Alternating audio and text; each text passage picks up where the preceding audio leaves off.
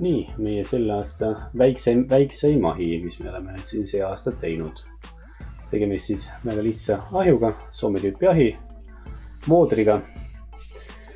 Kahel pool ahju langevad lõõrid ja alt välja minek. Antud ahi on 2 siibriga lahendatud, ülemine käivitussiiber ja alumine talbine siiber. Kolle on piisav siin selleks, et mahutada siia ära circa 15 kilo puid ühe kütmiskorra kohta, maksimaalne kogus. Ja see kogus on võimeline seda ahju ka kenasti lööma soojaks. Vastavalt antud ruumi lahendusele ja ruumi mõõtudele koostasime siia ka vastava ahju. Pererahva soov oli kladuks, et näha ka tuld, et ahi annaks sooja. Ja voodriga just seepärast, et ahju eluiga oleks võimalikult maksimaalne.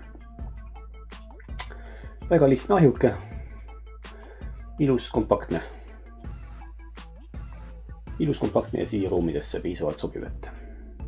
Antud ahju täismass on natukene vähem kui 3 tonni, nii et igati paras massiivne kaal. Ahi soojeneb siis siiani välja, et ahju põhjaks on siis 2 tellist ja siis selle teise rea peale välja ahiga siis ühtlaselt ka soojeneb.